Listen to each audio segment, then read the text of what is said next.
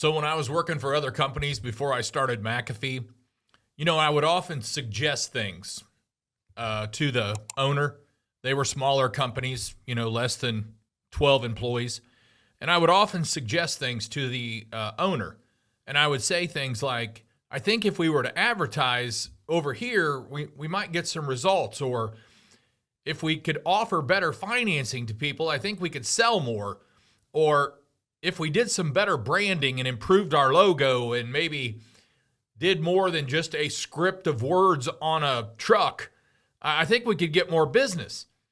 And they'd, for the most part, just turn me down like, you're just a little peon I hired. Why are you trying to tell me what to do? Well, needless to say, 2 of the 3 companies I worked for before I started McAfee are history. They're gone, okay? They wouldn't take advice. The other day, I had a young man in my office who works for us. He's only been here a very short time. And he had a list of ideas. And he told his manager, I'd really like to meet with Greg and go over some of these ideas. And I sat down with him in a conference room, and he had probably 10 ideas. And out of those 10, we took 3 and ran with them. And I'm open to suggestions, and I don't care from who. I'm open to suggestions because I've got a growth mindset. But when I was working for those companies and they would constantly turn me down, I became bored. And which is what we're going to talk about today. Revive and thrive and get excited again about your business. Because I became bored. Now, the positive thing about boredness is that you can get creative. So I just started thinking, one day I'm going to have my own business. And one day I'm going to do it this way. And I did, and it worked. So of the hundreds of business owners that I've coached over the years, probably 10 to 15% have mentioned the word boredom, that they're bored in their business. And we're going to talk about multiple reasons how you can get bored in a business. But the top 2 are, here's a scenario for the top 2. The owner has created a business that now runs by itself. Basically, they've put together a strong leadership team, and it runs without the owner. And the owner is basically no longer needed. And the owner now becomes bored, and he either talks about selling, or he's searching for, or he or she is searching for something to do, or worst case scenario, they talk about retiring, which is basically dying, okay? Retiring is, if you're thinking about retiring, then dying's not too far away for most. Those who continue to work and continue to do things and pick up other hobbies and are constantly thinking and creative, they tend to live longer. Or number 2, they've given up on challenging themselves and they got very comfortable in their nice big lazy boy, and they stopped growing and they basically stopped thinking. And that's also another good way to die. So it's time for revival. Let's discuss. Hey, this is Greg McAfee, and welcome to the Greg McAfee Show. Now let's get started.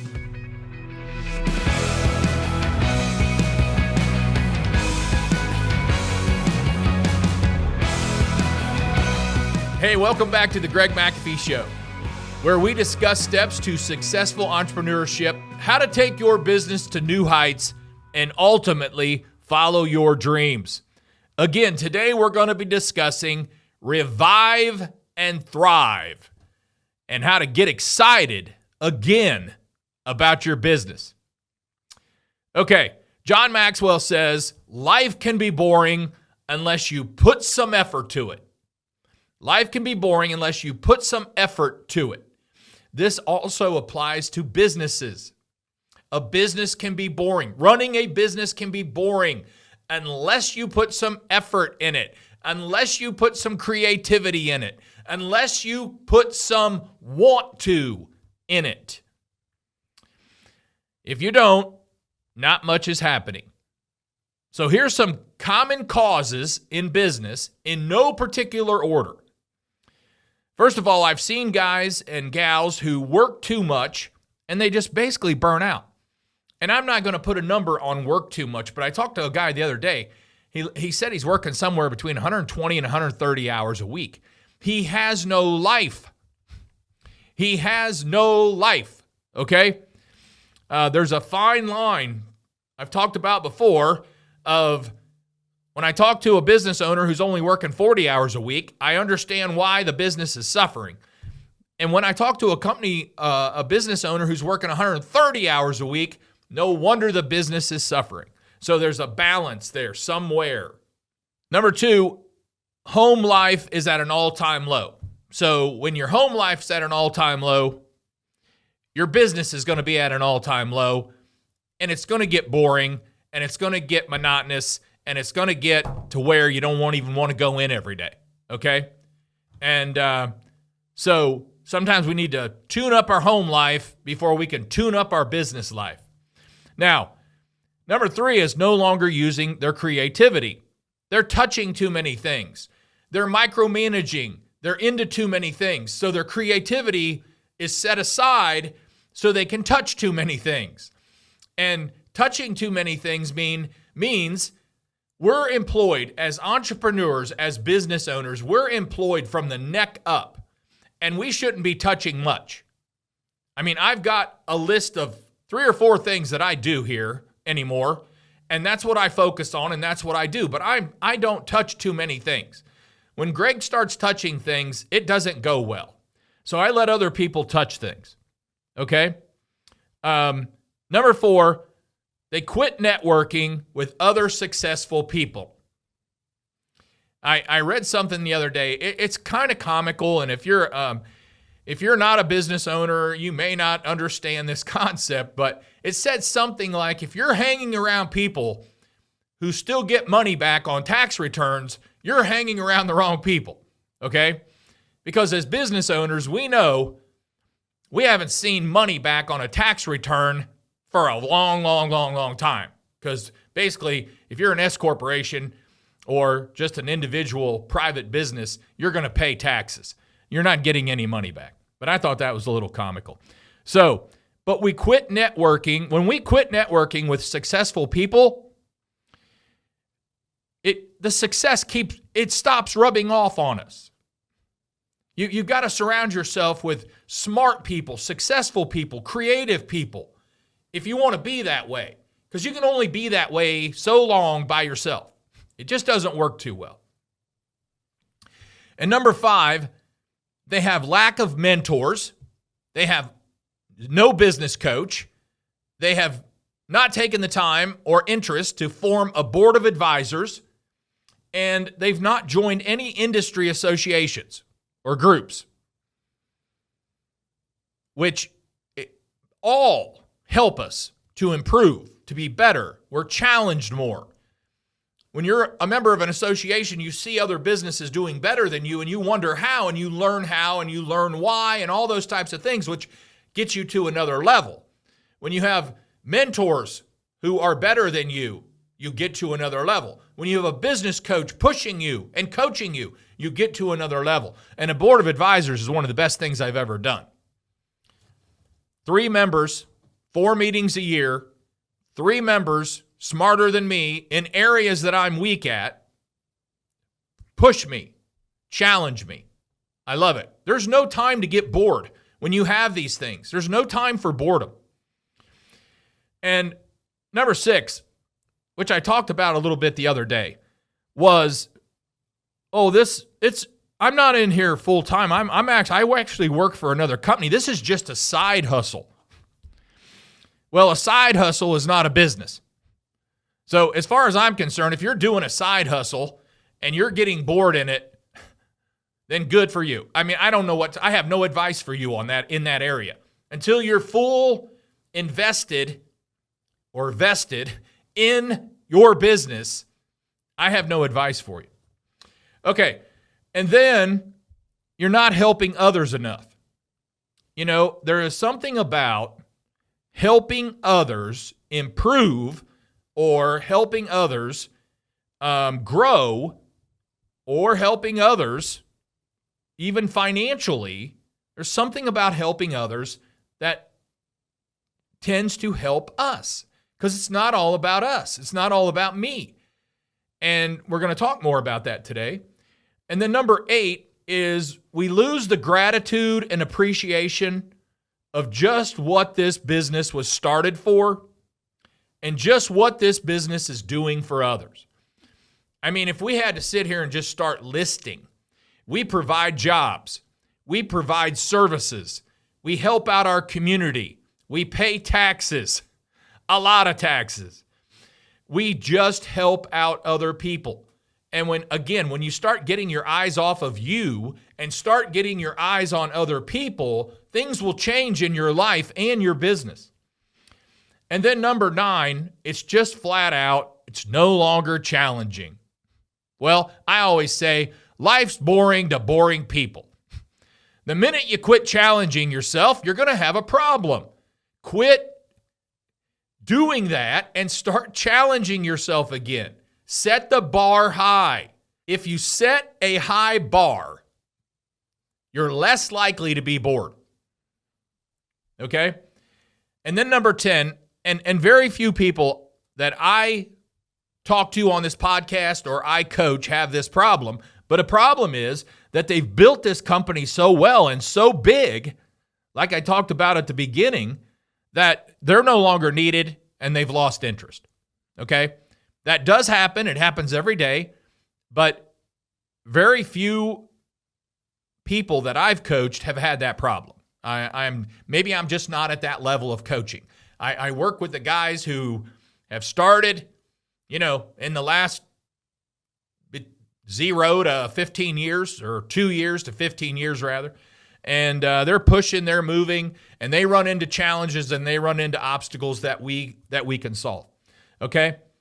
Now, we need to realize that there is a difference between temporary disinterest and chronic boredom.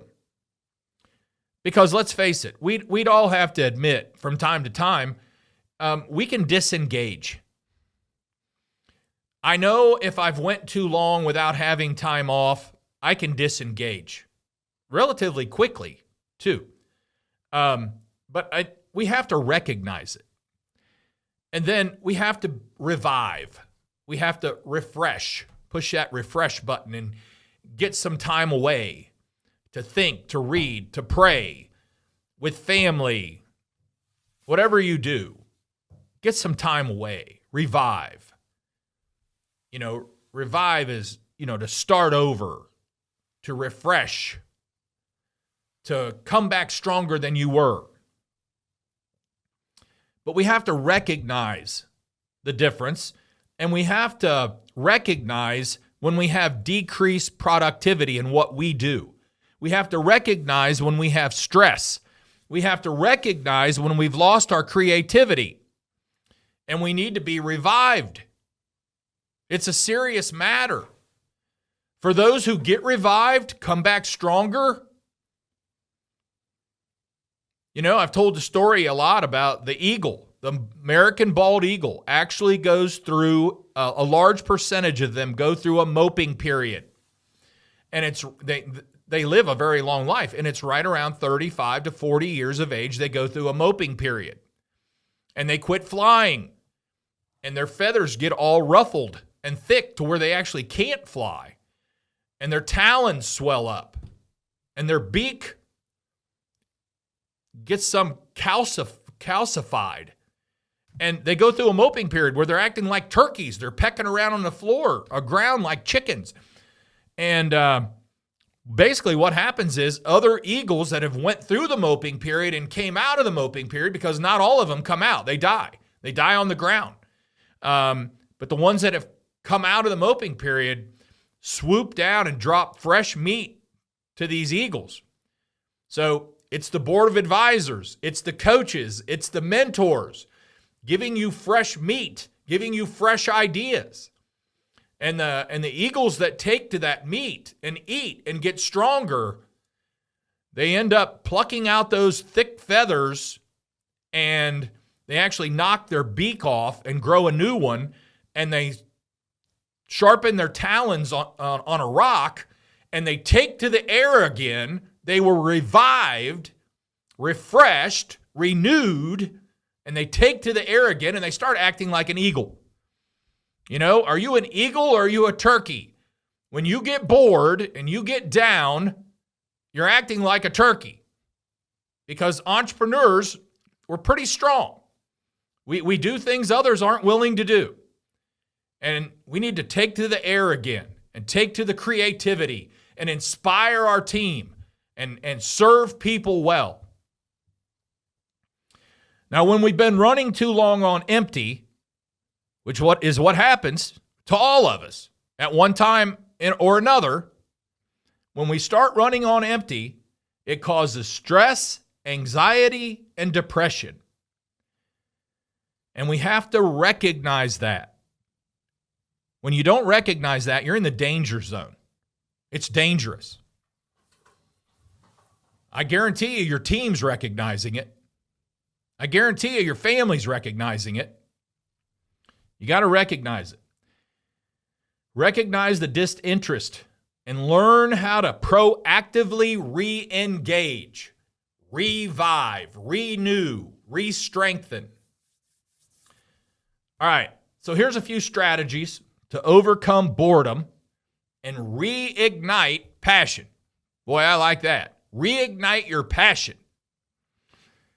You know, number one, the first step to any recovery or improvement process is to acknowledge there's a problem. So we have to acknowledge, Houston, we have a problem, okay? And when I have a problem, I know it, and I've got to get it fixed. Now, if I don't know it, then I'm blind to it, and I'm not seeing it. For some reason, I'm not seeing my own problem.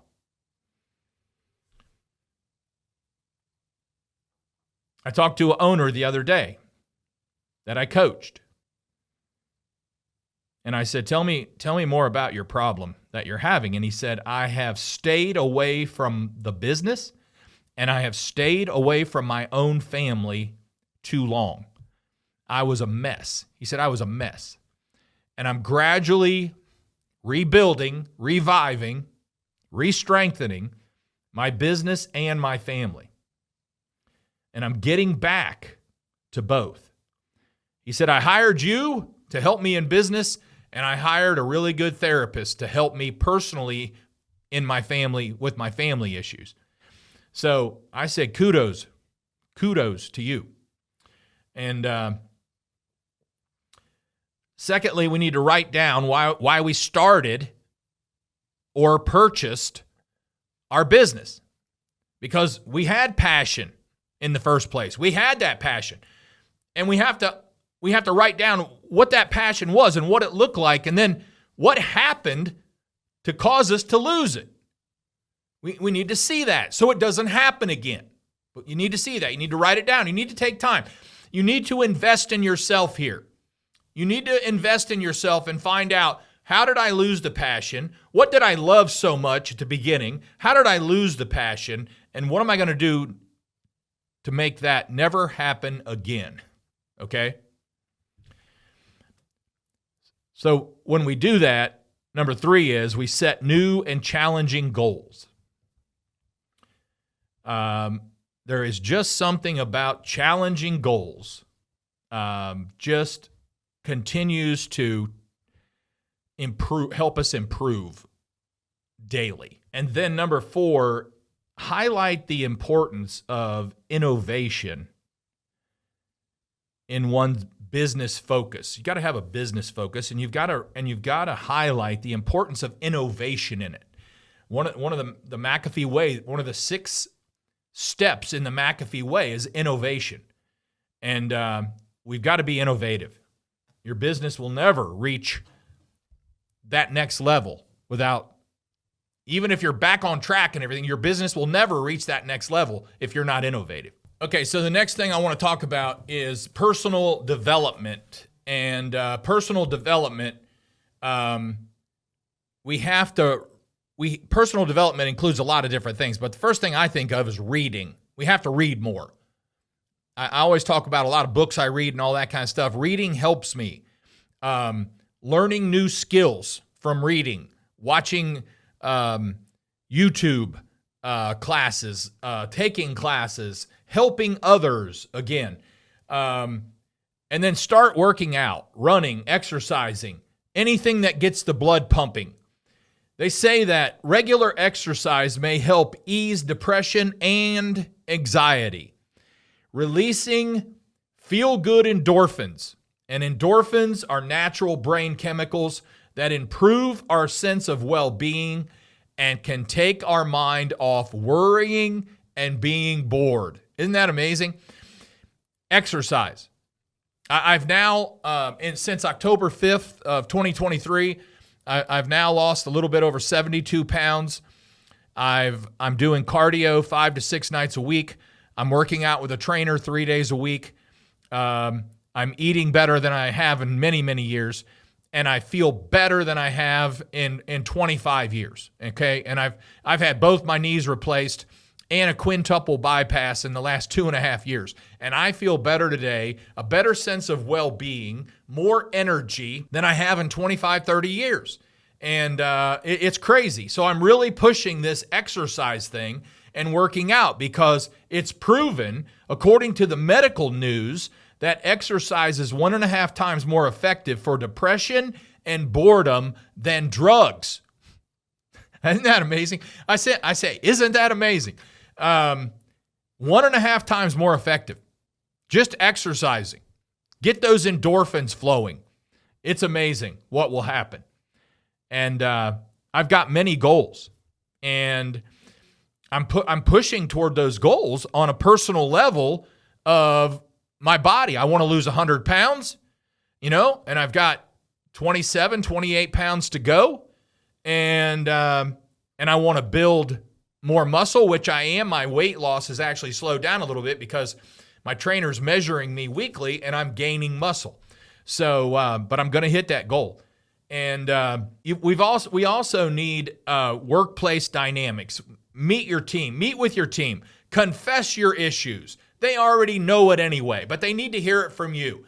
I suck lately. I've had a problem. I've became depressed. I became bored in my business. And I'm turning this around today. And here's what we're going to do. All right. Revive the office. Revive the field employees.